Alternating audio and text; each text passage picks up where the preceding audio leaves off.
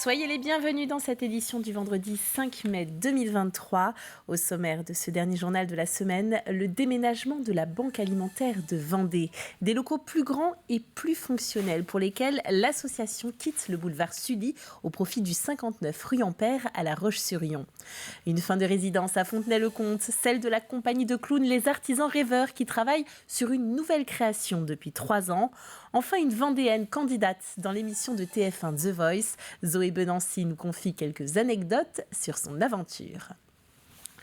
Encore un service des urgences fermé ce week-end, des interruptions que l'on ne compte plus depuis la mise en application de la loi Rist qui plafonne le salaire des médecins intérimaires.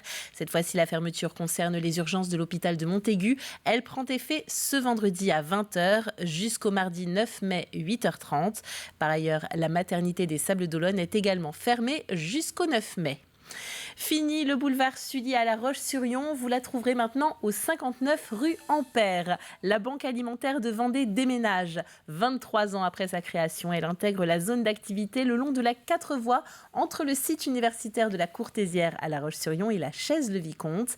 Des locaux plus grands, plus fonctionnels. Le changement s'est opéré cette semaine et c'est la seule fois depuis de nombreuses années que la Banque alimentaire a dû fermer ses portes pour organiser ce déménagement. Agathe Poulet était présente.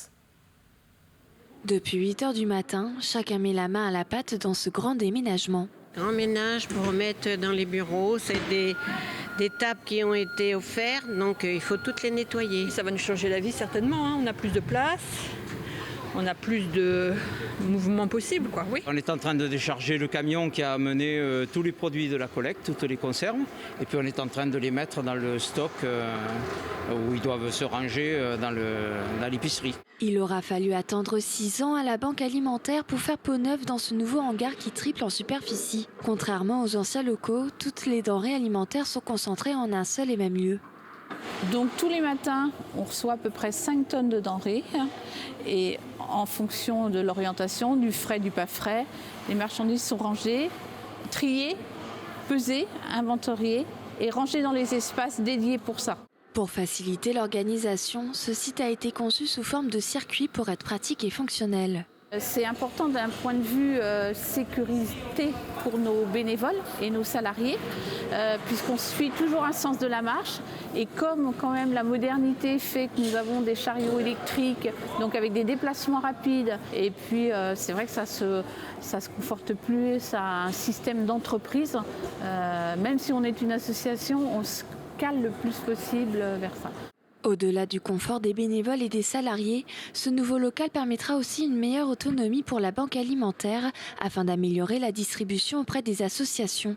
On sortait une fois par mois la distribution du congelé, des denrées congelées, une fois par mois. Maintenant, on va pouvoir en sortir tous les jours, au gré de la demande, être beaucoup plus souple et beaucoup plus varié dans ce qu'on va pouvoir offrir comme denrées alimentaires. Grâce à un mécénat important et une mobilisation des acteurs économiques du département, la Banque alimentaire a réalisé ce projet estimé à plus d'1 million d'euros sans emprunt. Le nouveau local sera opérationnel à partir de ce mardi. Une nouvelle filière se met en place dans le département, c'est l'élevage de brebis. Les débouchés se multiplient et le bassin de production ne se cantonne plus à l'AOP Roquefort, ni celle de l'Osso-Iraty ou la Corse. En Vendée aussi, on peut se lancer. C'est ce que voulait montrer cette semaine la Cavac avec des portes ouvertes à Saint-Paul-Montény. C'est les premières portes ouvertes organisées par le groupement Ovicap. L'objectif est de sensibiliser tous les élèves des lycées agricoles afin de leur faire comprendre aujourd'hui le développement de la filière brebis laitière et ovin-viande sur le département. Donc, tous les jeunes qui sont issus des lycées agricoles en Vendée n'ont pas de connaissances sur la brebis laitière. On n'est pas en Aveyron ou dans le Pays Basque, dans les régions phares. Aujourd'hui, on peut avoir des a priori sur cette production. Il faut savoir que c'est une production qui plaît aux jeunes. Pourquoi ? Parce qu'on a environ 7 à 8 mois de traite et on a 3 mois de non-traite, c'est-à-dire de tarissement, ce qui permet à l'éleveur de faire autre chose, d'allier confort et travail.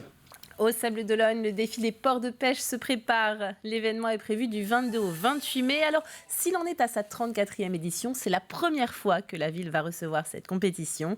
Elle réunit des équipages de marins-pêcheurs et de plaisanciers pour que ces deux mondes qui se partagent l'océan, mais souvent pas plus, puissent se connaître un peu mieux. Un événement festif dans un contexte plutôt tendu. C'est vrai qu'on a tous connaissance des soucis des pêcheurs actuellement et le défi, en fait, sur une semaine, veut sa part de convivialité et le soutien qu'on a auprès des marins pêcheurs se trouve conditionné aussi par le déroulement du défi. Et c'est vraiment les soutenir et leur expliquer un petit peu ce que c'est ce métier de la pêche et comme quoi il est important de rester près d'eux, de les soutenir et de les comprendre et de mettre en avant leur beau métier. Et le parrain de l'événement n'est autre qu'Arnaud Boissière. À noter qu'une journée sera consacrée aux enfants pour leur faire découvrir d'où provient le poisson qu'ils mangent. 400 enfants de 16 écoles y participeront. Fin de résidence pour la compagnie de clowns Les Artisans Rêveurs. Elle travaille sur une nouvelle création depuis 3 ans et a donc profité de ce mois de mai pour passer une semaine au cœur du théâtre municipal de Fontenay-le-Comte. Cyril Guillet a retrouvé la comédienne Sylvie Martin et le metteur en scène Julien Delim avant le baisser de rideau. Donc quand tu fais le chemin là, de l'envol, ce moment où tu es pour toi et tu pars comme ça, il n'y a plus à jouer public presque. C'est vraiment toi qui es dans ton délire. À quelques jours de leur sortie de résidence, Sylvie Martin et son metteur en scène Julien Delim peaufinent les derniers détails. Après 3 années de travail et de réflexion, le clown qu'elle incarne est en pleine mutation. Mettez-vous par 2, voilà, en rang, par 2, voilà, super, comment tu t'appelles ? Le travail artistique a évolué, on est passé par différentes phases, différentes couches, et il y a dans ce travail un brin ou un gros grain de folie qu'on ne retrouve pas dans les clowns que j'ai pu proposer, comme par exemple dans Blue, ou alors l'année dernière sur La rencontre d'Aimé et Paulette. Mais là, on touche vraiment à quelque chose de plus profond encore, de plus intime.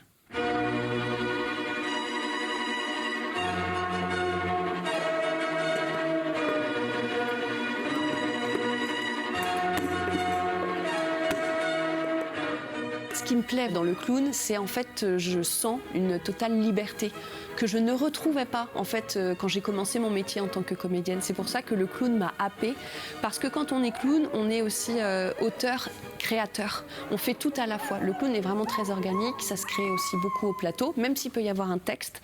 Là, c'est vraiment quelque chose qui émane en fait du comédien finalement. Poétique et colorée, cette clown artiste peintre va à la rencontre du public. Ici, la compagnie des Artisans Rêveurs propose une traversée de la vie vue par le prisme de la relation établie entre l'artiste et son œuvre. Elle adore les couleurs, elle adore les gens et elle va donc s'arrêter un instant pour les peindre. Parce qu'elle est seule, c'est une vraie solitude et donc elle s'ennuie à mourir. Et de cette peinture, finalement, elle va s'inventer des histoires, elle va s'inventer une famille jusqu'à inventer son compagnon, son mari, son chevalet, à faire naître un bébé. C'est un personnage qui est jamais lisse, il a une histoire et voilà, il vient interloquer, il vient faire réfléchir, il nous renvoie. En fait, c'est un miroir de notre propre humanité. La première de Bougez pas sera donnée le 13 juin à La Tardière. Vous pourrez ensuite découvrir cette création le 19 juillet à Fontenay-le-Comte dans le cadre du festival des Ricochets et le 27 août à Parthenay. Et pour en savoir plus sur les Artisans Rêveurs, ne manquez pas notre émission Backstage de ce mardi qui leur est consacrée. Elle est dans l'équipe d'Amel Bent dans une des émissions phares de TF1. La Vendéenne Zoé Benancy participe à l'émission The Voice. Un véritable rêve éveillé pour la jeune femme de 23 ans, habitante de Venanceau. Elle était l'invitée de Caroline Tronche dans la matinale de ce vendredi. Je vous propose d'en écouter un extrait. J'avais déjà tenté il y a assez longtemps pour The Voice Kids. Ça avait trop rien donné, je pense que j'étais pas prête autant dans la voix que surtout dans la tête. Et puis récemment, je me suis dit, mais en fait, j'ai rien à perdre. Je me suis dit, allez, c'est parti, on envoie une petite vidéo tournée à l'arrache dans le salon, avec un son pas terrible, mais on s'en fiche, on envoie et on voit ce que ça donne. Et donc, j'ai commencé par envoyer ma petite vidéo. Et puis, en fait, The Voice, c'est un petit peu un parcours du combattant, parce qu'il y a plusieurs étapes à passer, plusieurs castings. Et donc, avant ce qu'on voit nous à la télévision. Ouais, c'est ça. Il y a 5 castings à passer qui sont tous éliminatoires en fait. Donc c'est vraiment c'est sa place, faut se battre pour l'avoir quoi. Et du coup donc voilà, donc j'ai passé les castings étape par étape. Le premier était à Nantes. Et puis après, fallait monter à Paris à chaque fois. Et puis proposer un choix de chansons un peu plus affiné pour l'audition à l'aveugle, justement, si on est amené à aller jusque-là, quoi. C'est vrai que c'est beaucoup d'organisation, il faut avoir du temps, faut aussi avoir les moyens, parce qu'au début, tout est... c'est pas pris en charge, quoi, donc tout est de notre poche. Les 5 castings à Paris, faut y aller, il faut payer l'hôtel. Donc c'est beaucoup d'organisation. Moi, j'ai un enfant, donc il faut aussi penser à... qui va s'en occuper, quand, comment, quelle organisation avoir. Donc ouais, c'est vrai que c'est du taf, mais en même temps on se dit quelle est l'issue de tout ça. Est-ce que ça va être peut-être mon futur, ma nouvelle vie, mon futur métier. Enfin voilà, on peut pas laisser passer cette chance, quoi. Ça peut être un investissement professionnel finalement. Ouais, c'est ça. Donc si on le tente pas là, on fera ça quand, quoi. Donc moi j'ai tout donné, je me suis organisée. Il y avait ma mère, franchement merci à elle, je sais qu'elle me regarde en plus. Et puis ma sœur aussi, évidemment, c'est mes deux piliers. Et voilà, elles m'ont aidé pour mon fils, pour m'organiser. Je sais qu'elles m'ont aussi aidé financièrement. Donc voilà, c'est vrai qu'on a besoin de s'entourer, on a besoin de prévoir notre coup, quoi. Il y a quelque chose qu'on changeait. C'est vrai que maintenant on peut me reconnaître dans la rue, donc ça me fait vraiment trop bizarre. Et en même temps c'est génial, je trouve ça fou. Et puis la musique, maintenant j'ai plus de projets. Moi je l'ai plus intégré dans ma vie. Avant, c'est vrai que c'était plus une passion. Maintenant, je veux vraiment en faire mon métier. L'intégralité de l'entretien est à découvrir en replay sur notre site internet dans l'invité de la matinale. À noter que Zoé Benancy ne sera pas dans l'épisode de ce samedi où d'autres candidats s'affronteront, mais vous la retrouverez dans l'épisode du 13 mai. Il est temps de refermer ce journal. Merci de l'avoir suivi avec nous. Retour de l'actualité, non pas lundi puisque c'est férié, nous nous reposons aussi. Ce sera donc à partir de mardi dans votre matinale dès 7h du matin. Passez un bon long week-end et à très bientôt sur TV Vendée.